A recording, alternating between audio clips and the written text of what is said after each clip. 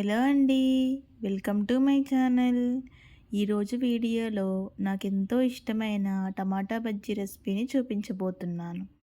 ఈ టమాటా బజ్జీని first time నేను ఆంధ్రాలో నా ఫ్రెండ్ మ్యారేజ్కి వెళ్ళినప్పుడు ట్రై చేశానండి. నాకైతే చాలా బాగా నచ్చింది. సో ఈ రెసిపీని కనుక్కొని ఇది ఎలా చేయాలో అనేది ప్రాసెస్ మొత్తం కనుక్కొని ఈ వీడియోలో మీకు చూపించబోతున్నాను. ఈ వీడియోలో చూపించిన విధంగా టమాటా బజ్జీని మీరు కూడా ట్రై చేశారంటే అచ్చం మనకు స్ట్రీట్స్లో దొరికే టమాటా బజ్జీ లాగే ఉంటుంది. టేస్ట్ కూడా పర్ఫెక్ట్గా కుదురుతుంది. ఇంకా లేట్ చేయకుండా ఈ స్ట్రీట్ స్టైల్ టమాటా బజ్జీని ఇంట్లోనే ఎలా ఈజీగా తయారు చేసుకోవాలో చూసేద్దాం. ముందుగా దీనికోసం ఒక 4-5 టమాటాలు, మరీ పెద్దవి కాకుండా చిన్నవి కాకుండా మీడియం సైజులో ఉన్న టమాటాలను తీసుకొని బాగా కడిగి శుభ్రం చేసుకొని తుడుచుకొని పక్కన పెట్టేసుకోవాలి. ఇప్పుడు బజ్జీ పిండి కోసం ఒక మిక్సింగ్ బౌల్ తీసుకొని అందులో 1.5 కప్పు వరకు శనగపిండిని వేసుకోండి.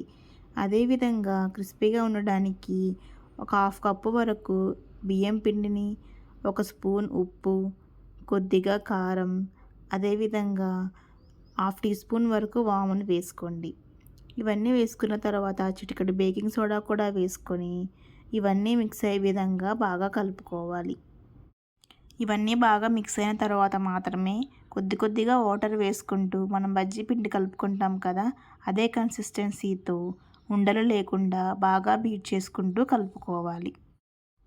ఇలా బీట్ చేసుకుంటూ కలుపుకోవడం వలన మనకు బజ్జీలు అనేవి స్ట్రీట్ స్టైల్లో లాగా ఫ్లఫీగా వస్తాయి. ఈ బజ్జీ పిండిని మరీ పలచగా కలుపుకోకూడదండి. ఈ కన్సిస్టెన్సీలో వస్తే చాలు. చూసారా, దీంట్లో ఎయిర్ గ్యాప్స్ ఫామ్ అయ్యాయి. ఇలా వస్తే మీకు బజ్జీ పిండి పర్ఫెక్ట్గా ఉన్నట్టు. తర్వాత ఇందులో మనం కడిగి శుభ్రం చేసుకున్న టమాటాలను వేసుకొని ఒక 5 నిమిషాలు పక్కన పెట్టేసుకోండి. దీనివల్ల టమాటాలకు పిండి అనేది బాగా పడుతుందన్నమాట. టమాటాలను ఫ్రిడ్జ్లో తీసిన వెంటనే వాడకూడదండి. ఒక 5 నిమిషాలు పక్కన పెట్టేసి వాడుకోవాలి. తర్వాత స్టవ్ మీద ఒక గుంట కడాయి పెట్టుకొని అందులో మనం బజ్జీలు మునిగేంత వరకు ఆయిల్ని వేసుకోవాలి. ఆయిల్ హీట్ అయిందా లేదా అని కొద్దిగా పిండి వేసుకొని చూసుకోవాలి. పిండి త్వరగా పైకి వచ్చేస్తే హీట్ అయినట్టు అనమాట. అప్పుడు మనం బజ్జీలను వేసుకోవచ్చు. ఇప్పుడు పిండిలో నానబెట్టుకున్న టమాటాలను ఒక్కొక్కటిగా తీసుకుంటూ ఆయిల్లో వేసుకుందాం. ఇలా అన్ని టమాటాలను వేసుకున్న తర్వాత దీనిని పైన ఆయిల్ వేసుకుంటూ చుట్టూ తిప్పుకోవాలన్నమాట. ఇలా రెండు వైపులా బాగా వేగిన తర్వాత దీనిని ఒక బౌల్లోకి తీసుకొని పక్కన పెట్టేసుకోండి. ఇలా ఉన్న టమాటాలన్నిటినీ ఇలానే బజ్జీలు చేసుకొని ఒక బౌల్లోకి తీసుకొని పక్కన పెట్టేసుకోవాలన్నమాట. మీకు బజ్జీ పిండి మరీ పలుచగా అనిపిస్తే టమాటాలను మరొకసారి పిండిలో ముంచి మరొకసారి ఆయిల్లో హీట్ చేసుకోండి. అప్పుడు పైన ఉండే తోప అనేది గట్టిగా వస్తుంది. బజ్జీ చేసుకోవడానికి వీలుగా ఉంటుంది. ఇలా బజ్జీలన్నిటినీ వేయించుకున్న తర్వాత ఈ బజ్జీలలో ఉన్న టమాటాని మరియు పిండిని మనం వేరు చేసుకోవాలి. ఈ టమాటాలను వేరు చేసేసుకొని ఒక బౌల్లోకి తీసుకొని పక్కన పెట్టేసుకోండి. చూసారా, ఇలా అన్నిటినీ తీసేసి పక్కన పెట్టేసుకోవాలి. తర్వాత స్టవ్ మీద కడాయి ఉంది కదా, దాంట్లోనే కొద్దిగా కార్న్ఫ్లేక్స్, కొద్దిగా అటుకులు వేసుకుంటూ ఇవి క్రిస్పీగా అయ్యేంత వరకు వేయించుకోవాలి. ఇవన్నీ క్రిస్పీగా అయిన తర్వాత ఒక బౌల్లోకి తీసుకొని పక్కన పెట్టేసుకోండి. మనకు బజ్జీలు వేయగా మిగిలిన పిండితో మళ్ళీ కొద్దిగా చిన్న బజ్జీలు చేసుకొని అవి మిక్సీ పట్టుకొని పక్కన పెట్టేసుకోండి. తర్వాత ఒక బౌల్లో టమాటాలను తీసుకొని ఇలా స్మాష్ చేసుకోవాలి. లేకపోతే మీకు మిక్సీ జార్లో వీలుగా ఉంటే అందులో గ్రైండ్ చేసుకొని వేసుకోండి.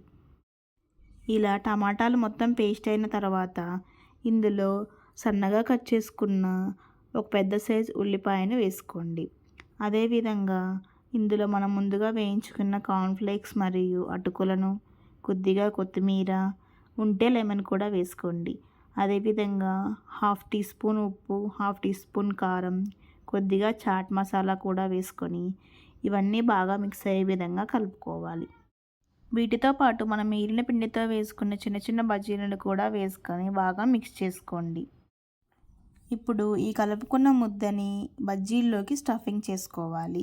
కొద్దిగా ముద్దను తీసుకొని ఈ బజ్జీల్లోకి మెల్లగా వేసుకోవాలి. ఇలా అన్ని బజ్జీల్లోకి వేసుకున్న తర్వాత దీని మీద కొద్దిగా కొత్తిమీర మరియు ఆనియన్స్ చల్లుకొని తింటే చాలా టేస్టీగా ఉంటుందండి. నేను ఫస్ట్ టైం ట్రై చేశాను, చాలా బాగా కుదిరింది. సో మీరు కూడా ఒకసారి ట్రై చేసి ఎలా ఉందో నాకు కామెంట్ బాక్స్లో చెప్పండి. ఇలాంటి ఎన్నో రుచికరమైన వంటల కోసం నా ఛానల్ని సబ్స్క్రైబ్ చేసుకోండి. Thank you for watching.